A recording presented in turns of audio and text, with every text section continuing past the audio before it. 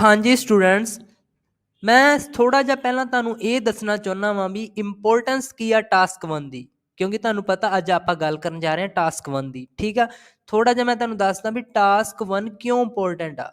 देखो ज़्यादातर स्टूडेंट्स की करदे आ टास्क 1 नूं इग्नोर कर दिंदे आ, वो ज़्यादा ध्यान नहीं दिंदे इहदे ते। पर जे मैं तुहानूं सही ओरिजिनल गल दस्सां, टास्क 1 दा अपनी राइटिंग दे बैंड इनक्रीज करन विच बहुत ही वड्डा रोल हुंदा। देखो मैं तुहानूं समझाउणा भी क्यों ਤੇ किस तरह एक टास्क 1 ਆਪਾਂ ਨੂੰ ਵਧੀਆ ਬੈਂਡ 7+ ਤੱਕ ਲੈ ਕੇ ਜਾ ਸਕਦਾ ਓਵਰਆਲ ਰਾਈਟਿੰਗ ਦੇ ਵਿੱਚ। ਦੇਖੋ ਆਪਾਂ ਨੂੰ ਪਤਾ ਵਾ ਜਿਹੜਾ ਟਾਸਕ 1 ਹੁੰਦਾ ਉਹ ਲਗਭਗ ਕੀ ਉਹ ਹੁੰਦਾ 3 ਬੈਂਡਸ ਦਾ, ਹਨਾ 3 ਬੈਂਡਸ ਦਾ ਹੁੰਦਾ। ਜੇ ਇੱਕ ਵਧੀਆ ਤਰੀਕੇ ਨਾਲ ਟਾਸਕ 1 ਲਿਖਿਆ ਹੋਵੇ ਨਾ ਤਾਂ 3 ਦੇ ਵਿੱਚੋਂ 2 ਲੈਣੇ ਕੋਈ ਔਖੇ ਨਹੀਂ ਗੇ। ਵਧੀਆ ਤਰੀਕੇ ਨਾਲ ਉਹਦੇ ਸੈਂਟੈਂਸ ਫੋਰਮੇਸ਼ਨ ਹੋਵੇ, ਜਿਹੜੇ ਨਾਲ ਤਰੀਕੇ ਨਾਲ ਆਪਾਂ ਅੱਜ ਕਰਾਵਾਂਗੇ। ਦੇਖੀ ਚੱਲਿਓ ਕਿੰਨੇ ਵਧੀਆ ਤਰੀਕੇ ਨਾਲ, ਤਾਂ ਸਿੰਪਲ ਤਰੀਕੇ ਨਾਲ। ਕੰਪਲੈਕਸ ਵੀ ਹੋਊਗਾ ਤੇ ਸਿੰਪਲ ਵੀ ਹੋਊਗਾ, ਤੇ ਜਿਹੜਾ ਕਿ ਉਹਦੇ ਤੋਂ 2.5 ਬੈਂਡ ਵੀ ਆ ਸਕਦੇ ਜੇ ਤੁਸੀਂ ਉਸ ਤਰੀਕੇ ਨਾਲ ਲਿਖ ਕੇ ਆਓਗੇ।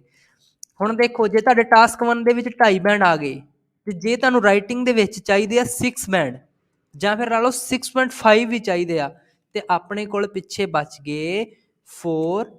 ਜੇ 6 ਵਾਲਾ ਵਾ ਤੇ ਉਹਨੂੰ 3.5 ਬੈਂਡ। ਤੁਹਾਨੂੰ ਹੁਣ ਜਿਹੜਾ ਦੂਸਰਾ ਟਾਸਕ 2 ਬਚ ਜੂਗਾ ਨਾ, ਉਹਦੇ 6 ਬੈਂਡ ਦੇ ਵਿੱਚੋਂ ਤੁਹਾਨੂੰ 4 ਜਾਂ ਫਿਰ 3.5 ਬੈਂਡ ਹੀ ਚਾਹੀਦੇ ਆ, ਤੇ ਜਿਹੜੇ ਕਿ ਲੈਣੇ ਬਹੁਤ ਹੀ ਆਸਾਨ ਆ। ਸੋ ਹਮੇਸ਼ਾ ਟਾਸਕ 1 ਤੇ ਵੀ ਫੋਕਸ ਦਿਆ ਕਰੋ। ਇੱਕ ਅੱਛੇ ਤਰੀਕੇ ਨਾਲ ਲਿਖਿਆ ਹੋਇਆ ਟਾਸਕ 1 ਤੁਹਾਡੀ ਰਿਕੁਆਇਰਮੈਂਟ ਪੂਰੀ ਕਰਨ ਵਾਸਤੇ ਬਹੁਤ ਹੀ ਵਧੀਆ ਰੋਲ ਨਿਭਾਉਂਦਾ। ਰਿਕੁਆਇਰਮੈਂਟ ਅੱਡ ਚੀਜ਼ ਆ, ਜੇ ਉਸ ਤੋਂ ਬਾਅਦ ਤੁਸੀਂ 7+ ਜਾਂ 8 ਤੱਕ ਵੀ ਜਾਣਾ ਤਾਂ ਟਾਸਕ 1 ਨੂੰ ਅੱਛੇ ਤਰੀਕੇ ਨਾਲ ਕਰਨਾ ਹੀ ਪਊਗਾ। ਤੋ ਆਪਾਂ ਆਉਂਦੇ ਹਾਂ ਆਪਣੀ ਜਿਹੜੀ ਪੁਆਇੰਟ 'ਤੇ। ਠੀਕ ਆ ਜੀ, ਸਭ ਤੋਂ ਪਹਿਲਾਂ ਤਾਂ ਮੈਂ ਤੁਹਾਨੂੰ ਦੱਸਦਾ ਵਾਂ ਵੀ ਆਪਣੀ ਇੰਟਰੋ ਕਿਸ ਤਰੀਕੇ ਨਾਲ ਹੋਣੀ ਚਾਹੀਦੀ ਆ। ਓਕੇ, ਜ਼ਿਆਦਾਤਰ ਆਪਾਂ ਦੇਖੀਏ ਨੋਰਮਲੀ ਸਟੂਡੈਂਟਸ, ਮੰਨ ਲਓ ਕੋਈ ਵੀ ਲਾਈਨ ਗ੍ਰਾਫ ਆ ਗਿਆ, ਉਹਦੀ ਇੰਟਰੋ ਲਗਭਗ 90% ਬੱਚੇ ਆਹੀ ਲਿਖ ਕੇ ਆਉਣਗੇ। ਥੋੜਾ ਮੋਟਾ ਇਹਦੇ 'ਚ ਫਰਕ ਹੋਊਗਾ, ਮੰਨ ਲਓ ਲਾਈਨ ਗ੍ਰਾਫ ਦੇ ਵਿੱਚ ਆ ਗਿਆ, ਠੀਕ ਆ, ਉਹ ਲਿਖਣਗੇ ਤਾਂ ਲਾਈਨ ਗ੍ਰਾਫ ਇਲਸਟ੍ਰੇਟ ਡਿਪਿਕਟਸ ਜਾਂ ਪ੍ਰੋਵਾਈਡਸ, ਜੋ ਵੀ ਇੱਥੇ ਸਿਨੋਨਿਮਸ ਯੂਜ਼ ਕਰਦੇ ਆ ਉਹਦੀ ਆਪਾਂ ਅੱਡ ਵੀਡੀਓ ਬਣਾਵਾਂਗੇ ਜੇ ਤੁਸੀਂ ਕਹਿੰਦੇ ਹੋ ਤਾਂ। ਠੀਕ ਆ, the information of percentage of population in several region around Britain. ਮੰਨ ਲਓ ਲਾਈਨ ਗ੍ਰਾਫ ਦਿੱਤਾ, ਉਹਦੀ ਇੰਟਰੋ ਐਵੇਂ ਹੀ ਲਿਖ ਕੇ ਆਉਂਦੇ ਆ ਲਗਭਗ 90% ਸਟੂਡੈਂਟ ਵੀ the line graph illustrates the information of percentage of population in several region around Britain. ਇਹ ਆ ਇੱਕ ਨੋਰਮਲ ਇੰਟਰੋ। ਨੋਰਮਲ ਇੰਟਰੋ ਕਹਿ ਦਈਏ ਜੇ 3 ਬੈਂਡ ਦਾ ਹੁੰਦਾ ਤੇ ਇਹ ਹੈਗੀ ਆ 1.5 ਬੈਂਡ ਦੀ ਇੰਟਰੋ। ਮਤਲਬ ਓਵਰਆਲ ਗੱਲ ਕਰਦਾ ਪਿਆ, ਉਵੇਂ ਨਹੀਂ ਗੱਲ ਕਰਦਾ ਪਿਆ ਵੀ ਜੇ 3 ਦੇ ਵਿੱਚੋਂ ਮੈਂ ਤੁਹਾਨੂੰ ਪੁਆਇੰਟਸ ਦੇਣ ਰਿਹਾ ਵੀ 3 ਪੁਆਇੰਟ ਆ ਜੇ ਟੋਟਲ, ਉਹਦੇ ਵਿੱਚੋਂ ਇਹ 1.5 ਪੁਆਇੰਟਸ ਦੀ ਇੰਟਰੋ ਆ। ਪਰ ਜਿਹੜੀ ਇੱਕ ਵਧੀਆ ਇੰਟਰੋ ਆ ਉਹ ਕਿਵੇਂ ਲਿਖਣੀ ਆ ਉਹ ਮੈਂ ਤੁਹਾਨੂੰ ਅੱਜ ਦੱਸਦਾ। ਦੇਖੋ ਕੀ ਹੁੰਦਾ, ਇੱਕ ਕੰਪਲੈਕਸ ਸੈਂਟੈਂਸ ਬਣਾਉਣ ਵਾਸਤੇ ਆਪਾਂ ਨੂੰ ਪੈਸਿਵ ਫਾਰਮ 'ਚ ਆਉਣਾ ਬਹੁਤ ਜ਼ਰੂਰੀ ਆ। Active form subject first form plus object. ਹੁਣ ਮੈਂ ਤੁਹਾਨੂੰ ਦੇਖਿਆ ਜਾਵੇ ਇੱਥੋਂ ਲੈ ਕੇ ਆ ਸਬਜੈਕਟ ਆ ਲਾਈਨ ਗ੍ਰਾਫ, ਆ ਗਈ ਫਸਟ ਫਾਰਮ ਪ੍ਰੋਵਾਈਡਸ, ਤੇ ਆ ਪਿੱਛੇ ਸਾਰੀ ਜਿੰਨੀ ਵੀ ਇਨਫੋਰਮੇਸ਼ਨ ਤੋਂ ਲੈ ਕੇ ਇਹ ਹੈਗਾ ਇਹਦਾ ਓਬਜੈਕਟ। ਗੱਲ ਦੀ ਸਮਝ ਲੱਗੀ? ਤਾਂ ਲਾਈਨ ਗ੍ਰਾਫ ਸਬਜੈਕਟ ਆ, ਪ੍ਰੋਵਾਈਡ ਆਪਾਂ ਨੂੰ ਪਤਾ ਇਹ ਇੱਕ ਵਰਬ ਦੀ ਫਾਰਮ ਆ, ਤੇ ਦਾ ਤੋਂ ਲੈ ਕੇ ਅੱਗੇ ਬ੍ਰਿਟੇਨ ਤੱਕ ਇਹਦਾ ਓਬਜੈਕਟ ਆ। ਹੁਣ ਇਹਨੂੰ ਆਪਾਂ ਜੇ ਆਪਾਂ ਪੈਸਿਵ ਚ ਫਾਰਮ 'ਚ ਚੇਂਜ ਕਰ ਦਈਏ, ਦੇਖਿਓ ਕਿੰਨਾ ਵੱਡਾ ਡਿਫਰੈਂਸ ਆਉਂਦਾ ਇੰਟਰੋ ਦੇ ਵਿੱਚ।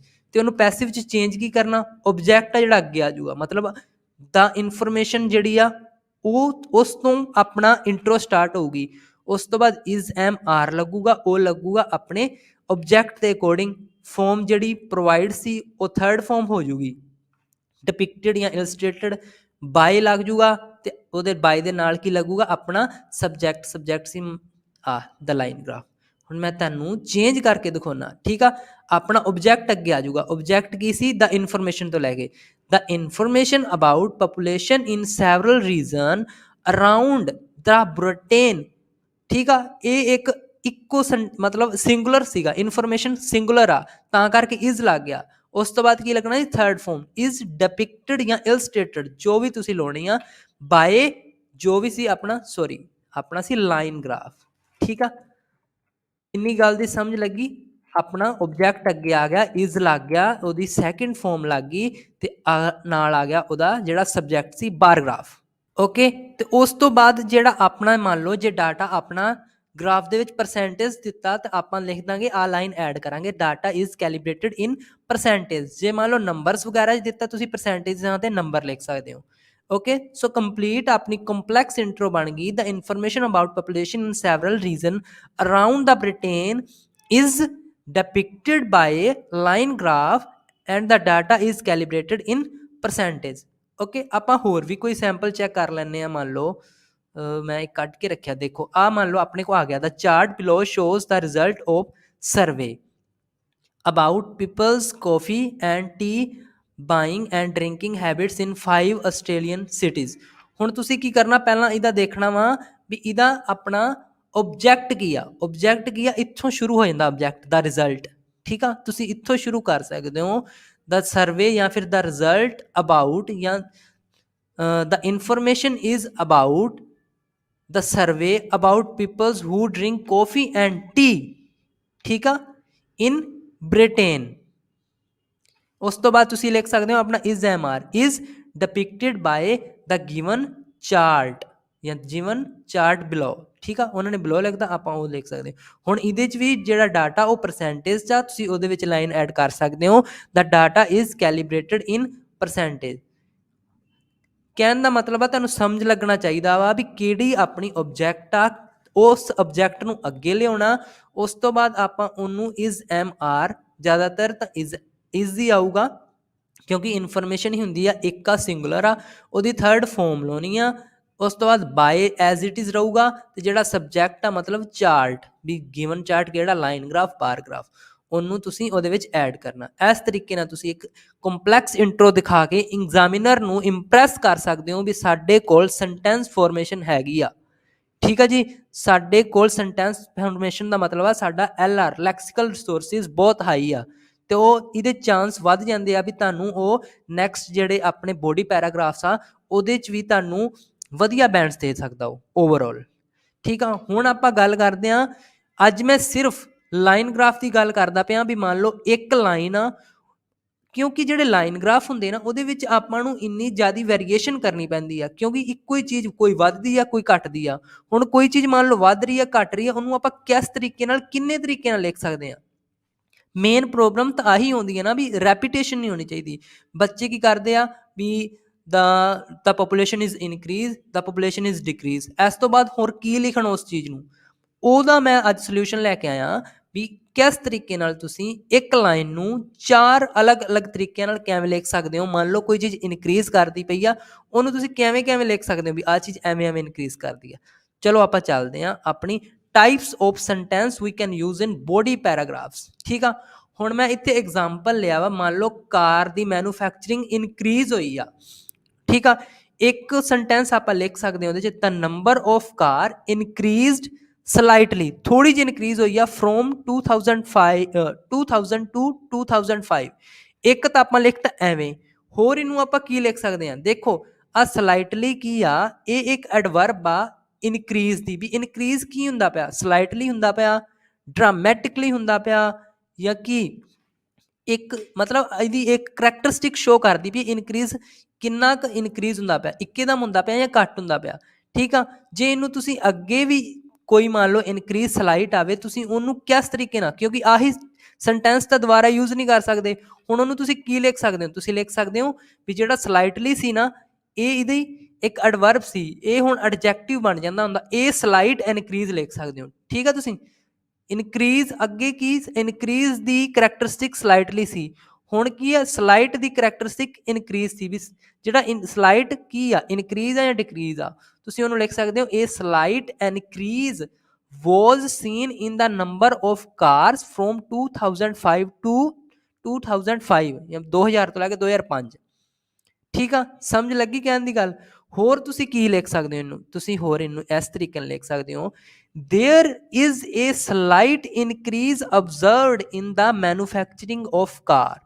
ਤੇ ਉਹ ਕਿੰਨੀ ਸੀ, it accounted about of 25%। ਠੀਕ ਆ, ਕਦੋਂ, from 2000 to 2005। ਥਰਡ ਆਪਣੀ ਆ ਹੋ ਗਈ। ਹੋਰ ਆਪਾਂ ਇਹਨੂੰ ਕਿਸ ਤਰੀਕੇ ਨਾਲ ਲਿਖ ਸਕਦੇ ਹਾਂ, there had been a slight increase observed in the from 2000 to 2005। ਕਹਿਣ ਦਾ ਮਤਲਬ ਇੱਕ ਲਾਈਨ ਦਾ ਆਪਾਂ ਚਾਰ ਤਰੀਕੇ ਨਾਲ ਲਿਖ ਸਕਦੇ ਹਾਂ। ਮੰਨ ਲਓ ਕੋਈ ਚੀਜ਼ ਸਲਾਈਟਲੀ ਇਨਕਰੀਜ਼ ਹੁੰਦੀ ਪਈ ਆ, ਪਹਿਲੀ ਉਹਦੀ ਫੋਰਮ ਆ ਤੁਸੀਂ the number of car increased slightly from 2000 to 2005। ਫਿਰ ਜਿਹੜਾ ਸਲਾਈਟ ਹੋਊਗਾ, ਮੰਨ ਲਓ ਇਹਦੀ ਪਹਿਲੇ ਐਡਜੈਕਟਿਵ ਸੀ, ਉਹ ਐਡਵਰਬ ਸੀ, ਐਡਜੈਕਟਿਵ ਬਣ ਜਾਂਦਾ ਦਾ ਇਹ slight increase was scene in the number of cars. ਫਿਰ ਤੁਸੀਂ ਦੇਅਰ ਵਾਲੇ ਸੈਂਟੈਂਸ ਯੂਜ਼ ਕਰਦੇ ਹੋ, there is a slight increase observed in the manufacturing of car। ਤੇ ਉਹ ਕਿੰਨਾ ਇਨਕਰੀਜ਼ ਸੀ 25%। ਤੇ ਉਸ ਤੋਂ ਬਾਅਦ ਤੁਸੀਂ ਆਪਦੀ ਡਾਟਾ ਦੇ ਵਿੱਚ 2005 ਐਡ ਕਰ ਸਕਦੇ ਹੋ। ਤੇ ਜਿਹੜੀ ਫੋਰਥ ਵਨ ਆ there had been, ਮਤਲਬ ਤੁਸੀਂ ਚਾਰ ਤਰੀਕੇ ਨਾਲ ਇੱਕ ਲਾਈਨ ਨੂੰ ਲਿਖ ਸਕਦੇ ਹੋ, ਕੋਈ ਦਿੱਕਤ ਨਹੀਂ ਆਊਗੀ ਤੁਹਾਨੂੰ ਵੀ ਅਸੀਂ ਰੈਪੀਟੇਸ਼ਨ ਨਾ ਹੋ ਸਕੇ। ਇੱਕ ਹੋਰ ਐਗਜ਼ਾਮਪਲ ਮੈਂ ਤੁਹਾਨੂੰ ਸ਼ੋ ਕਰਦਾ। ਮੰਨ ਲਓ ਇੰਡੀਆ ਦੀ GDP ਇੱਕਦਮ ਇਨਕਰੀਜ਼ ਹੋ ਗਈ। The rate of GDP was increase dramatically in India. ਠੀਕ ਆ, ਇਨਕਰੀਜ਼ ਕਿਵੇਂ ਹੋਈ? ਡਰਾਮੈਟਿਕਲੀ, ਮਤਲਬ ਇਹ ਐਡਵਰਬ ਆ। ਰਾਈਜ਼ ਜਿਹੜੀ ਹੋਈ ਆ ਜਾਂ ਇਨਕਰੀਜ਼ ਨੂੰ ਰਾਈਜ਼ਡ ਵੀ ਲਿਖ ਸਕਦੇ ਹੋ।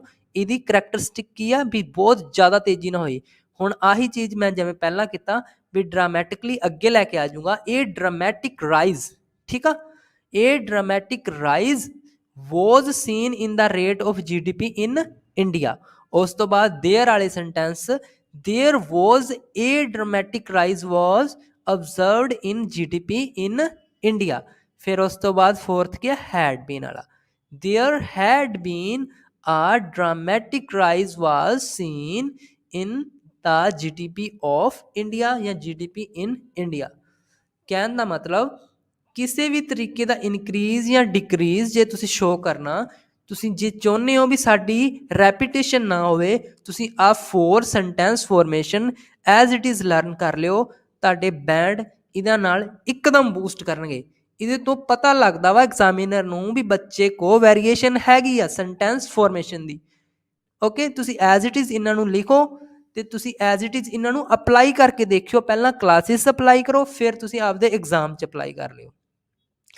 ਮੈਂ ਡੈਮ ਸ਼ੋਰ ਹਾਂ ਵੀ ਤੁਹਾਡਾ ਬੈਂਡ ਸਕੋਰ ਆਰਾਮ ਨਾਲ ਰੋਕਟ ਵਾਂਗੂ ਉੱਪਰ ਜਾਊਗਾ। ਠੀਕ ਹੈ ਜੀ, ਐਸੇ ਹੀ ਤਰੀਕੇ ਨਾਲ ਮੈਂ ਟਾਸਕ 1 ਦੀ ਹੋਰ ਫੋਰਮੇਸ਼ਨਸ ਲੈ ਕੇ ਆਊਂਗਾ। ਅੱਜ ਕੱਲ੍ਹ ਇਨਕਰੀਜ਼ ਜਾਂ ਡਿਕਰੀਜ਼ ਦੀ ਸੀ ਲਾਈਨ ਗ੍ਰਾਫ ਦੇ ਕੇਸ ਦੇ ਵਿੱਚ, ਤੇ ਮੈਂ ਤੁਹਾਨੂੰ ਇੱਕ ਕੰਪਲੈਕਸ ਇੰਟਰੋ ਦੱਸੀ ਆ। ਠੀਕ ਆ, ਸੋ ਜੇ ਮੈਂ ਆਹੀ ਕਹਿਣਾ ਵਾ, ਜੇ ਤੁਸੀਂ ਐਜ਼ ਇਟ ਇਜ਼ ਇਹਨੂੰ ਇੱਕ ਯੂਜ਼ ਕਰਕੇ ਦੇਖ ਲਿਓ। ਜੇ ਤੁਸੀਂ ਇੱਕ ਵਾਰੀ ਆਪਣਾ ਐਕਸਪੈਰੀਮੈਂਟ ਕਰਨਾ ਕਲਾਸ 'ਚ ਕਰ ਲਿਓ, ਐਗਜ਼ਾਮ 'ਚ ਨਾ ਕਰਿਓ, ਤੇ ਦੇਖਿਓ ਤੁਹਾਡੇ ਸਕੋਰ ਪੱਕਾ ਬੂਸਟਅਪ ਹੋਣਗੇ। ਇਹ ਆਪਣੀ ਗਰੰਟੀ ਆ। ਸੋ ਜੇ ਵੀਡੀਓ ਵਧੀਆ ਲੱਗੀ ਹੋਵੇ ਲਾਈਕ ਤੇ ਸ਼ੇਅਰ ਜ਼ਰੂਰ ਕਰਿਆ ਕਰੋ, ਤੇ ਚੈਨਲ ਨੂੰ ਪਲੀਜ਼ ਸਬਸਕ੍ਰਾਈਬ ਕਰ ਲਿਆ ਕਰੋ। ਠੀਕ ਹੈ ਜੀ, ਐਂਡ ਥੈਂਕ ਯੂ।